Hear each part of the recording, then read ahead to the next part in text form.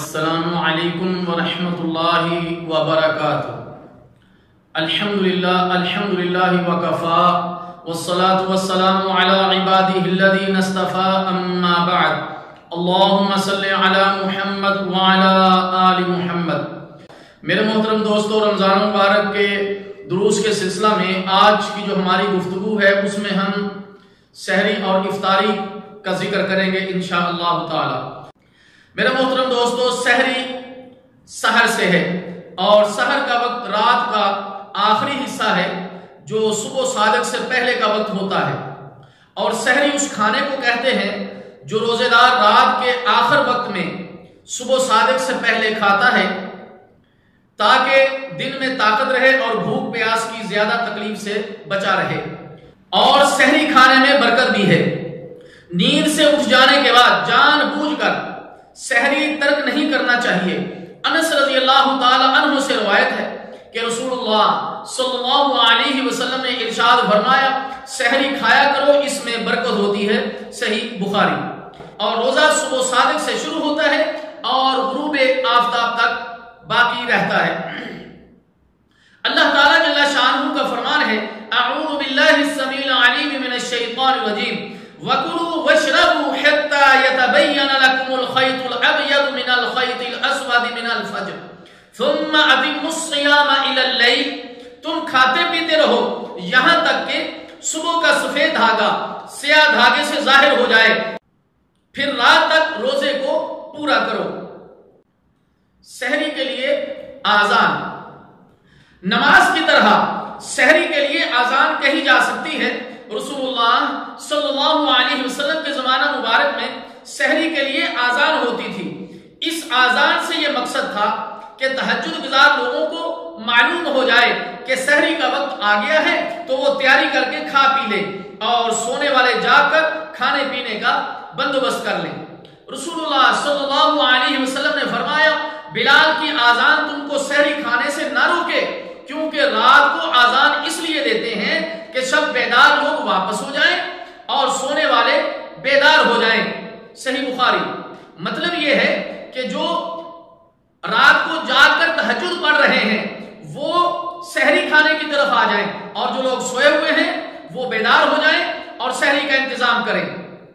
دوسری حدیث میں فرمایا، بلال رات کو آذان دیتے ہیں، تم اس وقت کھاتے پیتے رہو یہاں تک کہ عبداللہ ابن ام مکتوم کی آذان سنو، کیونکہ وہ صبح کی آذان دیتے ہیں، صحیح مسلم۔ ان دونوں حدیثوں سے پتہ چلا کہ سحری کے لیے آذان کہی جا سکتی ہے۔ افطاری کا بیان، روزہ کھولنے کو افطار کہتے ہیں۔ آفتاب کے غروب ہو جانے کے بعد روزہ کھولنے میں تاخیر نہیں کرنی چاہیے، لہذا جو ہی سورج غروب ہو روزہ افطار کر لیا جائے۔ رسول اللہ صلی اللہ علیہ وسلم نے ارشاد فرمایا، دین ہمیشہ غالب رہے گا جب تک لوگ افطاری میں جلدی کرتے رہیں گے، کیونکہ یہود و نصارہ افطاری کرنے میں تاخیر کرتے ہیں، سنن ابی داؤد۔ ایک دوسری حدیث میں فرمایا، میری امت ہمیشہ بھلائی میں رہے گی جب تک سحری میں دیر کرے گی اور افطاری میں جلدی کرے گی۔ مطلب یہ ہے کہ سحری کو آخری وقت کرنا چاہیے اور افطاری کو جو ہی سورج غروب ہو جائے تو روزہ افطار کر لینا چاہیے، سنن احمد۔ رسول اللہ صلی اللہ علیہ وسلم نے ارشاد فرمایا، لوگ برابر بھلائی میں رہیں گے جب تک وہ روزہ کھولنے میں جلدی کریں گے، صحیح بخاری۔ ان صحیح حدیث سے یہی ثابت ہوا کہ افطار کرنے میں جلدی کرنی چاہیے اور روزہ دیر سے کھولنا یہود و نصارہ کا کام ہے۔ وقت ہو جانے کے بعد دیر کر کے افطار کرنا سنت کی اتباع کرنے والے کا کام نہیں۔ اور میرے محترم دوستو، یہ بھی یاد رہے کہ عبادات کے لیے سائرن، ہوٹر وغیرہ بجانا یا اسی طرح ڈرم وغیرہ ڈھول بجانا یہ یہود و نصارہ کا عمل ہے، اہل اسلام کے ساتھ اس کا کوئی تعلق نہیں، بلکہ غروب آفتاب کے ساتھ ہی روزہ کھول دینا چاہیے۔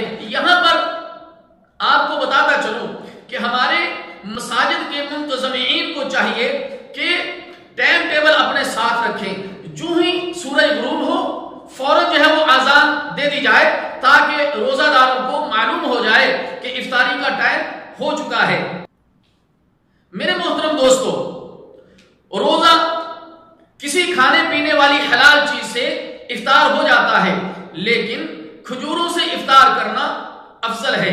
رسول اللہ صلی اللہ علیہ وسلم نے فرمایا جب تم میں سے کوئی افطار کرے تو کھجور سے افطار کرے کیونکہ وہ برکت ہے، اور اگر کھجور نہ پائے تو پانی سے افطار کرے اس لیے کہ پانی خوب پاکیزہ ہے۔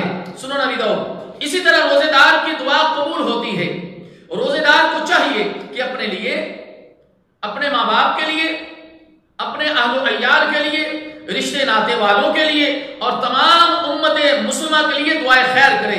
رسول اللہ صلی اللہ علیہ وسلم نے ارشاد فرمایا روزے دار کی دعا رد نہیں کی جاتی۔ اسی طرح میرے محترم دوستو، افطار کے وقت کی دعا جو رسول اللہ صلی اللہ علیہ وسلم سے ثابت ہے وہ یہ ہے کہ جب اللہ کے رسول صلی اللہ علیہ وسلم روزہ افطار کرتے تو کہتے ذهب الظما وابتلت العروق وثبت الاجر انشاء اللہ، پیاس بجھ گئی، رگیں تر ہو گئیں اور اللہ نے چاہا تو اجر ثابت ہو گیا۔ سنن ابی داؤد۔ میرے محترم دوستو، روزہ افطار کرانے کی احادیث میں بڑی فضیلت بیان ہوئی ہے۔ جتنے آدمیوں کا روزہ افطار کروائے گا اتنے ہی آدمیوں کے روزے کے افطار کا ثواب پائے گا، اور روزہ رکھنے والوں کے ثواب میں کمی نہیں کی جائے گی۔ رسول اللہ صلی اللہ علیہ وسلم نے ارشاد فرمایا جو کسی روزے دار کا روزہ افطار کرا دے یا کسی غازی کا سامان مہیا کرا دے تو اس کے برابر اس کو ثواب ملے گا۔ میرے محترم دوستو، اور قابل احترام مستورات، ہمیں چاہیے کہ ہم افطاری کا انتظام افطار سے چند منٹ پہلے کر کے فارغ ہو جائیں، اور یہ جو آخری وقت ہے افطار کا اس میں ہم دعا و مناجات میں اپنے آپ کو مشغول رکھیں۔ لیکن دیکھا یہ گیا ہے کہ کتنے ہمارے دوست احباب بالکل عین افطاری کے ٹائم پر مارکیٹوں کے اندر چیزوں کو خریدنے میں نکل جاتے ہیں، اور گھروں میں مستورات وہ افطاری کے انتظام کے اندر لگی ہوئی ہوتی ہیں، جس سے وہ محبوب وقت، وہ دعا کی قبولیت کا وقت ضائع کر دیتی ہیں۔ تو اس لیے تمام مسلمانوں سے یہ گزارش ہے کہ افطار سے چند منٹ پہلے اپنی افطاری کا انتظام کر کے آدمی خشوع اور خضوع سے اپنے رب کی طرف توجہ کرے اور دعا و مناجات کے اندر اپنے وقت کو لگائے۔ اللہ تعالیٰ جل شانہ سے دعا ہے کہ اللہ تعالیٰ جو کچھ کہا گیا سنا گیا رب کائنات ہمیں عمل کرنے کی توفیق عطا فرمائے۔ والسلام علیکم ورحمۃ اللہ وبرکاتہ۔